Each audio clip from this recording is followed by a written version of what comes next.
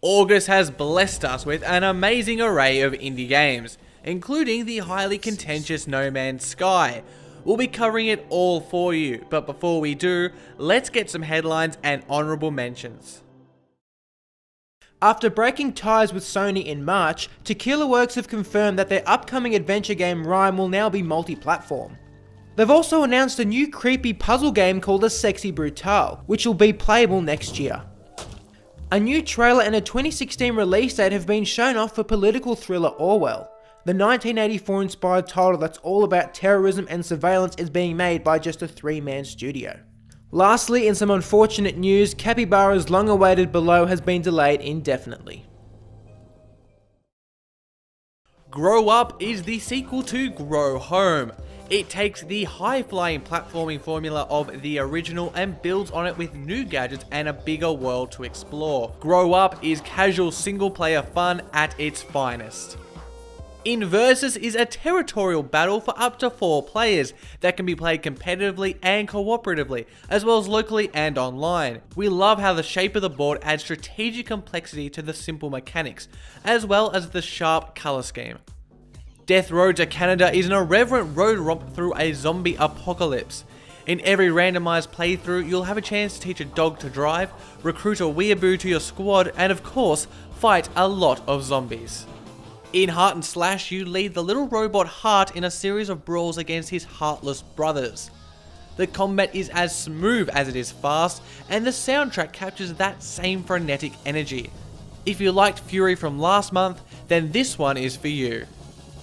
Bound is a PS4 only platformer in which you guide an elegant dancer through a fragile environment embedded with metaphor. Watching the woman and the world dance with one another is always stunning and at times extremely profound. In the end, unlucky not to make this month's top 5.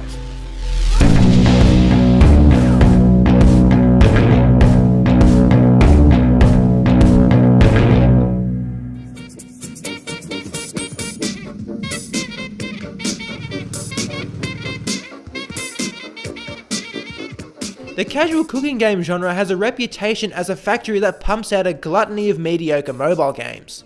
Overcooked, however, completely shuns that label and serves up a deliciously fresh, local co-op game. Obviously the game is about cooking, but with the constant threat of some apocalyptic disaster in the backdrop, things are never mundane. Ordering your pudgy chefs about the kitchen to make food is simple, but doing so on a ship where the waves send your crew flying turns it into pure chaos. It makes the game unpredictably fun, which only plays out to even greater effect when playing with friends. Overcooked is a terrific party game that also gives cooking games a good name.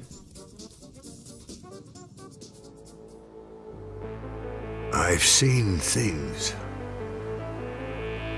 A few things before.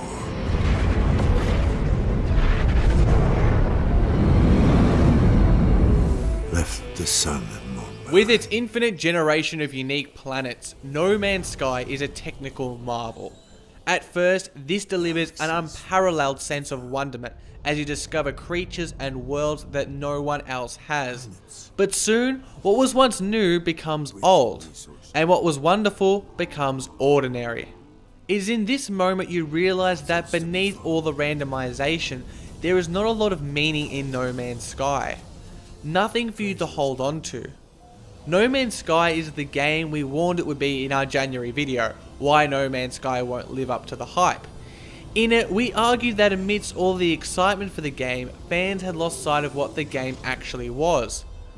No Man's Sky is not a game that you play with others, or a game with narrative-driven objectives from which you can draw purpose. It is simply randomization on an unprecedented scale. And that's not something we should undersell either. The existence of No Man's Sky itself is incredible. It's an experience like no other, and some will really enjoy that. But it is not, and we never thought it could be, the kind of game that would appeal to the masses. Now that it's released, it seems that is what has unfolded. And that's okay. Not every game is meant to be enjoyed by everyone. All we can say is make sure your expectations are fueled by information, not hype.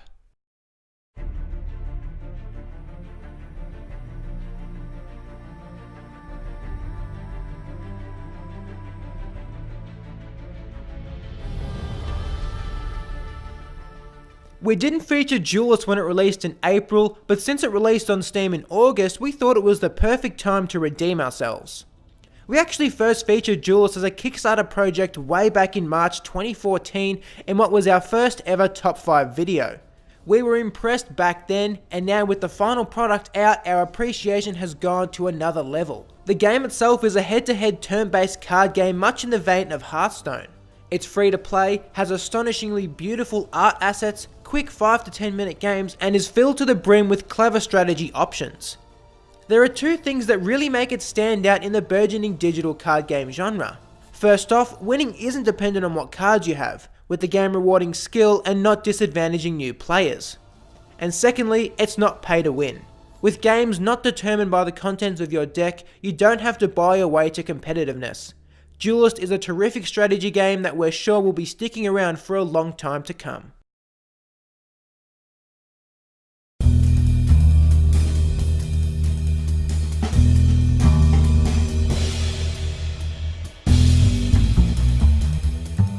The cop only a week out from retirement is the cliche film premise you've watched a million times, but one that you've never played before. In This Is the Police, you play as Freeburg Police Chief Jack Boyd. With 180 days until retirement, your goal is to make $500,000. At first, it seems how you earn the money is up to you, but what you'll ultimately find is that the corrupt city of Freeburg is the real dictator of your actions. The game plays out kind of like a management sim, as you organise your staff, respond to emergencies and investigate crimes. It also deals a lot in situation management. You'll negotiate with the city's crime lords, handle your self-impressors, and survive trips to the witness box. What it results in is a game about managing a web of lives and weaving between the police world and the underworld. It's challenging and stressful, but rewarding and engaging at the same time. If we have any criticism, is that the ending feels a little lackluster, but overall, This Is the Police is a cracker.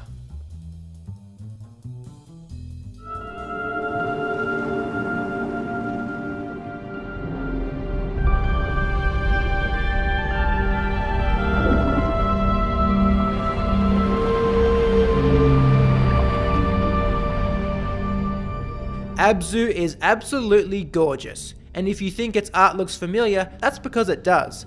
This is the debut game of Giant Squid Studios and their director Matt Nava, the artist behind Journey. Clearly, Nava has infused the same beauty into Abzu, but that's not all the game borrows from Journey.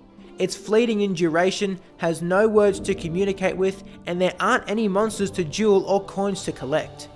It's almost exploration for exploration's sake, but what makes it so compelling is its level of immersion. The wonderful wildlife acts so naturally and the ecosystem feels genuinely alive. The narrative is so hidden and off to the side that you feel genuine discovery when you uncover it. And not only do the visuals grab you, but the music carries you through the currents. It's a sensational atmosphere, a portal to another world that is all your own. The perfect relaxation game. Thanks for watching, my name's Lawrence. And my name's Josh, we'll see you next time here on Indie Forma.